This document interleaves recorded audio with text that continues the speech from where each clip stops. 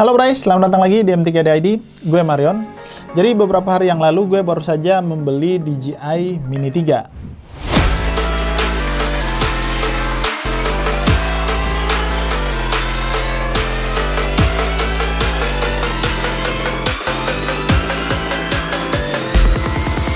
Jadi di video kali ini gue pengen memberikan review jujur tentang DJI Mini 3 ini. Apa iya DJI Mini 3 ini bisa kita nobatkan sebagai drone murah terbaik dari DJI di tahun 2023 ini. Di sini gue nggak akan banyak bahas spesifikasi Mini 3 seperti apa, tapi gue lebih fokus buat beberapa fungsi dan fitur utama mulai dari kamera, baterai, kemudian signal dan video transmisi, serta build quality dari Mini 3 ini. Tapi sebelum mulai, buat kalian yang belum subscribe, jangan lupa subscribe dulu channel M3D ID karena kita mau menuju 2000 subscriber.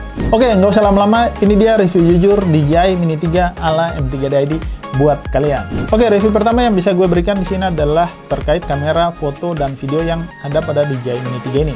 Jadi kualitas kamera DJI Mini 3 ini bisa dibilang mengalami peningkatan yang cukup signifikan dari versi sebelumnya.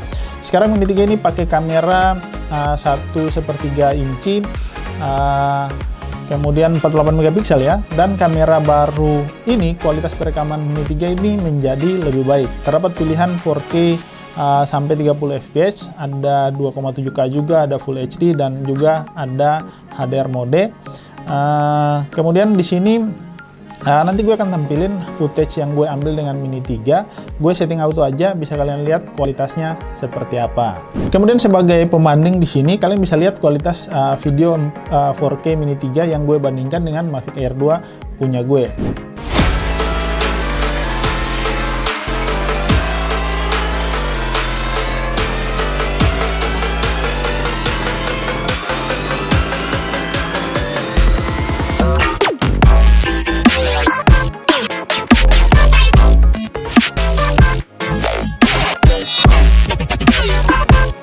Oke, berikutnya sebenarnya yang menarik, Mini 3 ini sekarang menggunakan kamera 48 megapiksel dan juga sudah ada fitur vertical shoot mode yang dulu itu hanya ada di Mavic Pro, sekarang itu juga diberikan pada Mini 3. Dengan fitur vertical shoot ini sebenarnya sangat membantu kalian yang ingin membuat video untuk Reels atau TikTok, jadi nggak perlu repot-repot editing karena format videonya itu sudah 9:16. Kemudian di sini untuk fitur foto kalian bisa lihat, sekarang kalian bisa ambil single atau time shoot, tinggal kalian setting mau ngambil foto tiap berapa detik dengan pilihan format JPEG atau DNG atau format versi RAW versi drone ya. Kemudian terdapat juga pilihan AEB atau exposure bracketing. Kamera akan mengambil beberapa kali foto dengan tingkat exposure yang berbeda, kemudian digabung menjadi satu gambar mode HDR yang kualitasnya bagus banget. Kemudian sisanya sebenarnya mungkin kalian lihat di sini fitur-fitur standar dari DJI. Buat kalian yang pakai drone DJI sih sebenarnya pasti udah nggak bingung lagi. Ada mode quick shoot-nya seperti drone, rocket, circle, helix. Tinggal kalian setting range-nya dan jaraknya seperti apa. Gue sempat coba mode helix dan circle, nanti gue tampilin buat kalian. Seperti biasa, fitur ini akan membantu kalian untuk mengambil footage dengan cepat ya. Nggak perlu repot-repot mengendalikan drone secara manual, apalagi buat kalian yang pemula ya. Kadang mengambil footage pergerakan kamera kan ada yang masih kurang lancar dan kurang smooth. Jadi dengan quick shot ini akan sangat membantu kalian. Oke, berikutnya gue pengen review terkait video transmisi dari DJI Mini 3 ini yang sekarang pakai DJI O2. Jadi diklaim oleh DJI maksimal range DJI O2 ini kan hingga 10 km, tapi kan nggak mungkin lah ya kalau di daerah perkotaan. Dan pengujian yang gue lakukan di sini pada saat terbang di malam hari, gue sempat coba dalam perkotaan itu hingga 400 meter dan gue balik saat signalnya mulai nge-lag. Jadi karena memang ini bukan drone punya gue sebenarnya, ini untuk pengadaan, jadi gue hanya membantu membelikan dan gue lakukan review. Tapi di sini sebenarnya bukan gue pengen bahas seberapa jauh video transmisi yang bisa DJI Mini 3 ini tempuh. Nanti mungkin kalian bisa lihat di video-video test range ya. Ada yang kalau nggak salah itu bisa sampai 3 km. Tapi yang pengen gue review di sini sebenarnya gue lebih melihat kepada video transmisi sekarang yang dimiliki Mini 3 ini itu jauh lebih baik dan video transmisinya itu jauh lebih stabil dibanding dengan generasi sebelumnya. Berikutnya yang pengen gue review dari Mini 3 ini adalah baterai yang digunakan pada Mini 3 ini sekarang flight time-nya itu hingga 38 menit, dan kalau kalian pakai baterai yang plus itu bisa sampai 51 menit. Ini sebuah pencapaian baru yang bisa dibilang cukup signifikan dan luar biasa. Cuman memang sayangnya di sini gue nggak punya baterai yang plus, tapi jujur ya, dengan 38 menit mungkin efektif terbangnya itu 25-30 menit sambil merekam. Ini asli loh, footage yang kalian dapatkan itu bisa banyak banget. Jadi gue sendiri dengan satu baterai bisa ngambil semua footage ya waktu terbang malam, dan masih sisa 40%. Gue pakai lagi besoknya untuk ngambil footage pada saat sore hari yang gue pakai di beberapa footage yang gue tampilin sekarang. Jadi ini peningkatan yang luar biasa yang akan sangat bermanfaat buat kalian yang ngincer footage yang lebih banyak ya. Mungkin kalian ada dapat job atau proyek yang menggunakan drone, ini kalian akan sangat benar-benar terbantu. Oke, review berikutnya yang pengen gue bahas di sini adalah max wind resistance ya. Jadi ini salah satu keunggulan dari Mini 3 yang patut dibahas, karena kemampuan Mini 3 terbang di kondisi angin yang kencang ini juga patut diacungi jempol buat DJI.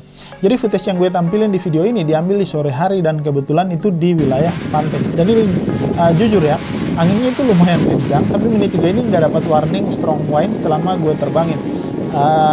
Malah pada saat gue pakai Mavic Air 2 itu sempat ada warning strong wind yang muncul notifikasi pada saat gue menggunakan Mavic Air 2. Sementara pada saat gue pakai Mini 3 itu malah nggak ada sama sekali. Overall bisa dibilang kemampuan Mini 3 terbang di kondisi angin yang kencang, tapi angin kencang yang di pantai ya, bisa dibilang sangat baik. Jadi buat kalian nggak perlu ragu kalau kalian ingin bawa Mini 3 ini dipakai di daerah pantai atau wilayah yang anginnya cukup kencang, masih dibilang cukup aman untuk kalian terbang dengan Mini 3 ini. Oke, berikutnya gue pengen review terkait remote control dari DJI Mini 3 ini. Jadi Mini 3 ini salah satu keunggulannya adalah support dengan remote control dari DJI RC, remote control yang terbaru, tapi juga support dengan DJI RC N1 yang versi lama seperti ini. Jadi kebetulan karena di sini gue beli yang Flymore Combo ini, kebetulan dapat DJI RC N1. Nah, itulah kelebihan dari Mini 3 yang harusnya kalian tahu, sehingga buat kalian mungkin ya yang punya Mavic Air 2 kayak punya gue yang punya DJI RC N1 ini, ya kita itu bisa melakukan pembelian unit drone-nya saja dari DJI Mini 3, sehingga tinggal kita kontrol pakai remote control yang lama atau DJI RC N1 ini. Oke, berikutnya gue pengen review kekurangan dari DJI Mini 3 ini. Jadi, jujur menurut gue salah satu kekurangan dari Mini 3 ini adalah build quality yang terasa apa ya, kayak plastik ya. Memang ini kelihatan seperti mainan atau toys gitu. Cuman untuk plastiknya ini terasa crispy banget ya. Jadi, ini kalau kalian pegang ini kalian kerasa ringkih sekali. Jadi inilah salah satu kekurangan dari DJI Mini 3 menurut gue ya. Memang kalau jujur ini crispy banget gitu ya, tapi ya kalau mau dikomentarin sebenarnya gimana ya, karena harganya juga memang ini paling murah di lineup terbaru drone dari DJI. Jadi dengan bahan plastik yang crispy banget ini kalian harus hati-hati jangan sampai nabrak, karena kalau sampai jatuh ini udah pasti drone kalian akan rusak parah, karena memang build quality atau plastiknya ini menurut gue sangat ringkih atau crispy ya. Kemudian menurut gue salah satu kekurangan dari Mini 3 ini yaitu terkait sensornya. Kalian pasti tahu sendiri lah ya. Jadi dibandingkan Mini 3 dengan Mini 3 Pro, nggak ada sensor tabrak dan depan, yang ada hanya sensor landing di bagian bawah. Tapi mau gimana lagi, harga 7 juta paling murah DJI belum ngasih kalian sensor tabrak untuk depan dan belakang. Yang mau dapat sensor dan fitur sedikit improve ya kalian ngincar aja Mini 3 Pro, tapi memang harganya itu di angka 10 jutaan untuk yang unit only. Oke, itu kurang lebih review plus dan minusnya DJI Mini 3 menurut gue. Gue nggak bahas begitu detail spesifikasinya seperti apa, tapi gue lihat dari sisi kamera, baterai, kemudian build quality, dan apa ya, itu penilaian yang bisa gue berikan sejujur-jujurnya buat kalian, biar jadi referensi buat kalian yang ingin membeli DJI Mini 3 di tahun 2023 ini. Kemudian kesimpulannya ya, Mini 3 ini tetap sangat recommended buat kalian yang ngincar drone tapi budget nggak banyak. Paling murah di 7 juta kalian dapat Mini 3 dengan RC yang N1 seperti ini.